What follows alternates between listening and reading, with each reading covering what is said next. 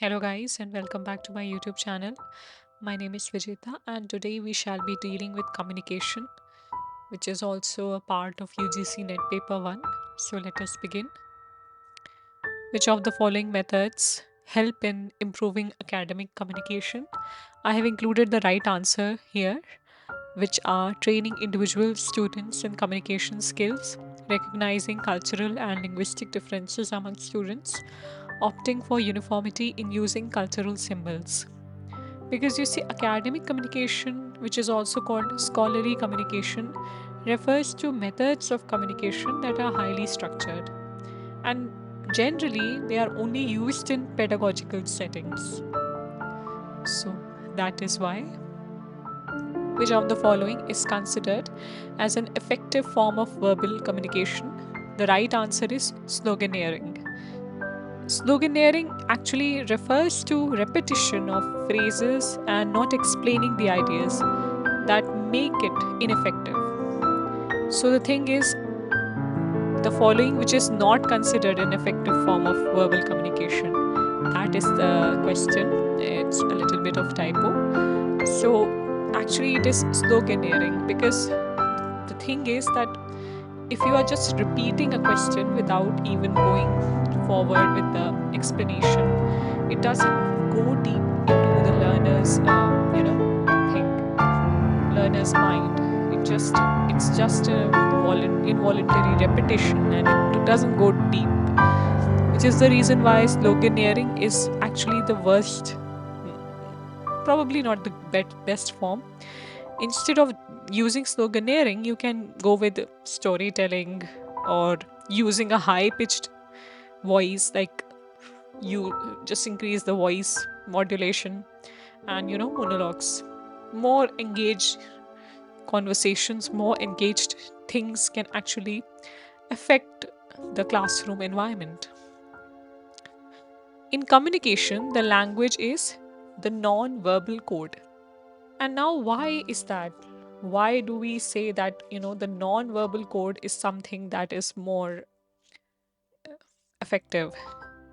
Actually, non-verbal communication is the process of sending or receiving a message without using words, either written or spoken. So, actually, if you think about it, communication is more highly dependent on the non-verbal code or the body language or the mannerisms, which is the reason why the non-verbal code is the language of communication. Yeah, sounds actually improbable, but it is actually true. The concept fraction of selection in classroom communication is determined by the expectation of reward related to the efforts needed. Because the formula of fraction of selection was actually developed by Wilbur Schramm, the godfather of communication studies and research in 1954. This formula helps to determine which form of mass media an individual would select. The formula helped to decide the amount of gratification an individual would expect to gain from the medium over how much effort they had to make to achieve gratification. Exactly. And the method, which is the usual method, is frequency of activity is equal to the expectation of reward divided by effort required. So, this is the formula, which is the reason why efforts needed is the right answer. Signs and symbols have internal relations to produce meanings. This is because this is possible because of a network of signs through such relations. Yeah, that's true.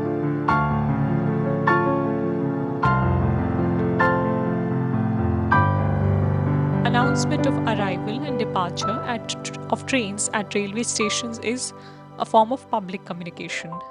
You see, organizational communication, which is a term, it is actually a term which describes how a firm's information is shared internally and externally.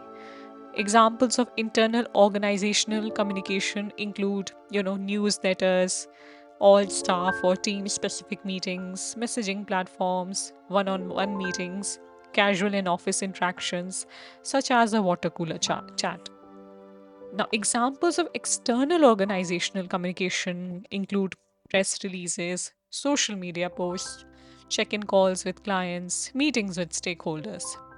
Sectional communication systems, in a narrow sense, present communication systems of offices, departments, sectors, sections, etc. In a larger view, the communication system of the whole hierarchy or the whole hierarchical level of the company management can be taken into the consideration.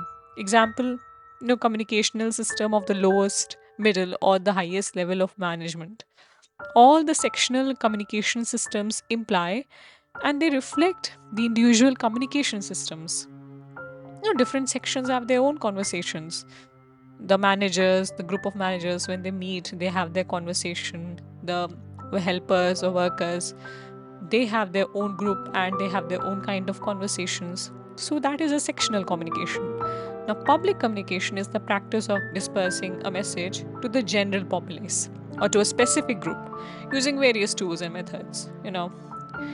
And spatial communication, it's the study of spatial communication considers the effects of spacing, physical distancing, and positioning on communication. And it is also known as proxemics, from the word proximity, meaning closeness. So these are different kinds of communications. And public communication is something that you are giving out, which is the reason why the right answer of this question is public communication.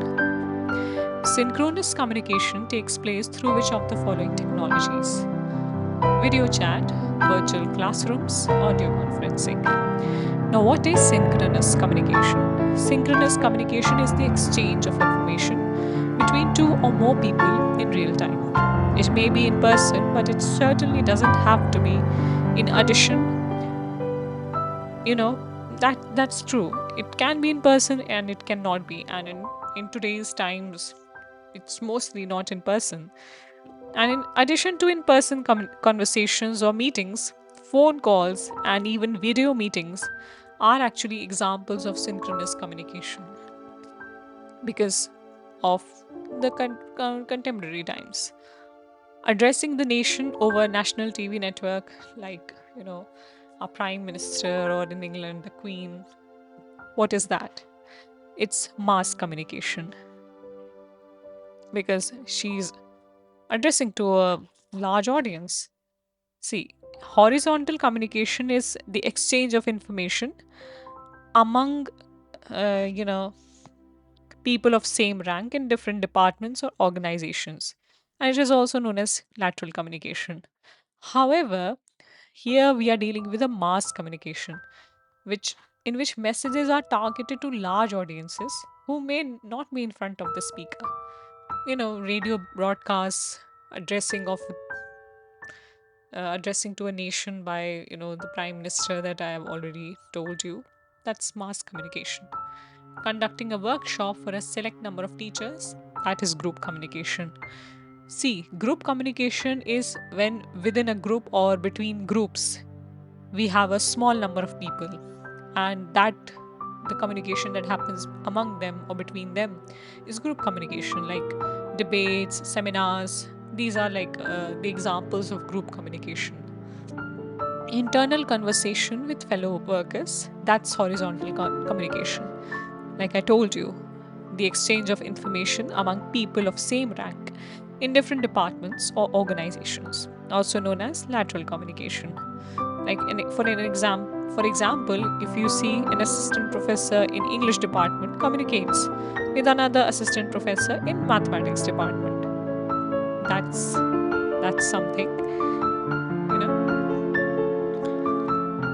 Now, recollection of past events, that's an intrapersonal communication because a person communicates with himself. Intra means within. It does not require a receiver. It can take place anytime. Feedback is also not available because you are talking to yourself. Self awareness, perception, and expectations. These are actually intrapersonal communication examples. When you're writing a diary, journaling, daydreaming, and planning a lecture or something like that, making a script.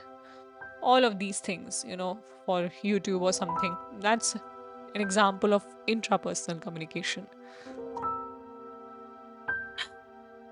In a communication process, when the sender and the receiver interchange their roles in respect of sending and receiving the message, it is called a transactional model. What is a transactional model? It is a face to face interaction and dynamic process of communication.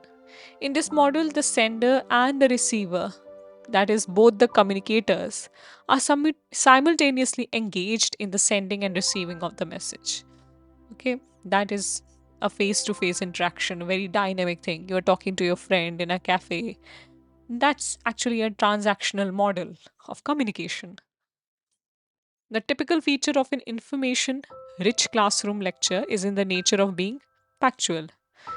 See, sedentary tends to spend much of the time seated, somewhat inactive.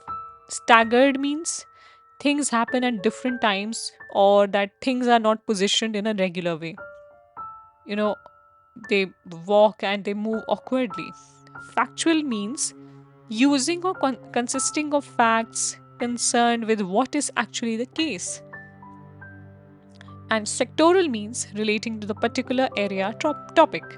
So, the typical feature of an information rich classroom lecture should be factual because you are trying to convey facts and you are trying to be in the moment of what is being taught. So, what is actually the case and what contains facts should be the prime theme of an information rich classroom. So, that is why this is the right answer.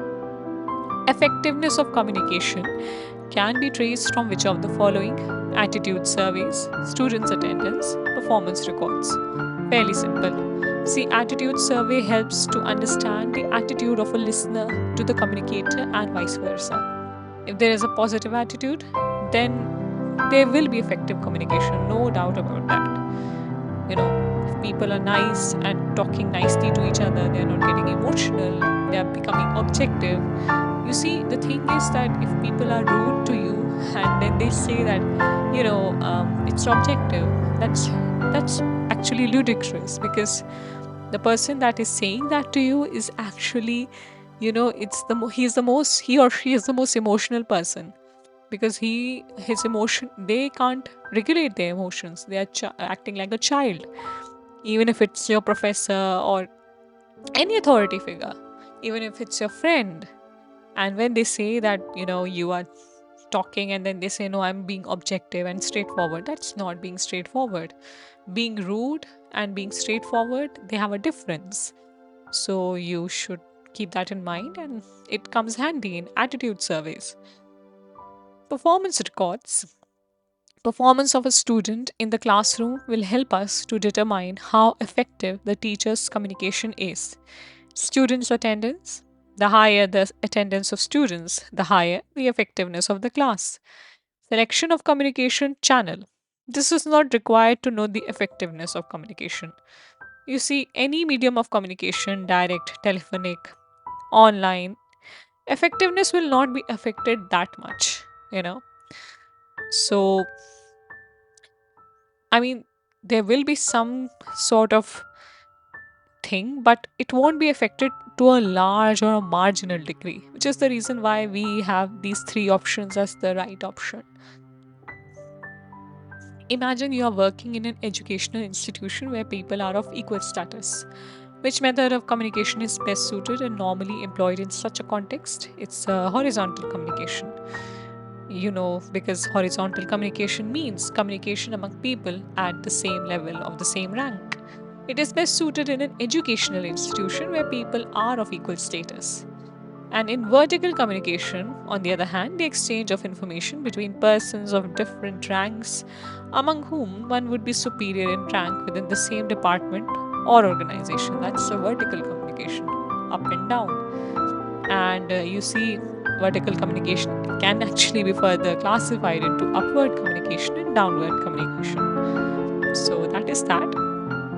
I hope you liked this lecture. I will be meeting you all in the next lecture. Like, share, and subscribe. Thank you for listening.